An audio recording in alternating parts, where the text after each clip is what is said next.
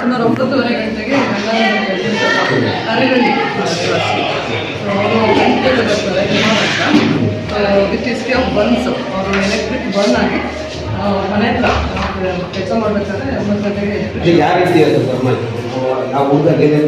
ಅವ್ರು ಹಿಡಿದು ಅವ್ರೇನೋ ಪ್ಲಗ್ ಆನ್ ಮಾಡೋಕ್ಕೆ ಹೋದಾಗ ಅವ್ರಿಗೆ ಶಾಕ್ ಹೊಡೆದಿದೆ ಅಂತ ಹೇಳಿದ್ರು. ತಕ್ಷಣ ಕರ್ಕೊಂಡು ಬಂದಾಗ ಸ್ವಲ್ಪ ಅವ್ರಿಗೆಲ್ಲ ಹಾರ್ಟ್ ರೇಟು ಮತ್ತು ಬಿಪಿ ಎಲ್ಲ ಸ್ವಲ್ಪ ಜಾಸ್ತಿ ಇತ್ತು. ಬ್ಲಡ್ ಪ್ರೆಷರು ಮೊನ್ನೆ 80-100 ಆ ಥರ ಇತ್ತು. ಸೊ ತಕ್ಷಣ ನಾವೇನು ಮಾಡಿದ್ವಿ, ಬರ್ನ್ಸ್ ಆಗಿತ್ತು ಮೈಯಲ್ಲೆಲ್ಲ. ಸೊ ಅವರೇನು ಕೈಯಿಂದ ಎಡಗೈ ಮತ್ತು ಬಲಗೈಗೆ ಮತ್ತು ಆಪರೇಷನ್ ಆಗಿತ್ತು, ತರ್ಚಿದ ಗಾಯ ಎಲ್ಲ, ಮತ್ತು ಫೋರೆಡ್ ಮೇಲೆ ಆಗಿತ್ತು, ಮತ್ತು ಕೆಳಗಡೆ ಲೆಫ್ಟ್ ಲೆಗ್ಗಲ್ಲೆಲ್ಲ ಆಗಿತ್ತು.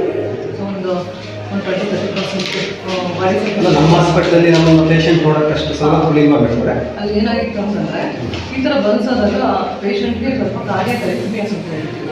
ಅದು ಸ್ವಲ್ಪ ಟೈಮ್ ಬಿಟ್ಟಾಗ ಅದು ಹಾರ್ಟ್ ರೇಟ್ ಎಲ್ಲ ಜಾಸ್ತಿ ಆಗೋದು, ಮತ್ತು ಹಾರ್ಟ್ ಬೀಟು ರಿಟರ್ನಿಂದ ಸ್ವಲ್ಪ ಜಾಸ್ತಿ ಹೋಗೋದು ಆ ಥರ ಎಲ್ಲ ಚಾನ್ಸಸ್ ಇರುತ್ತೆ.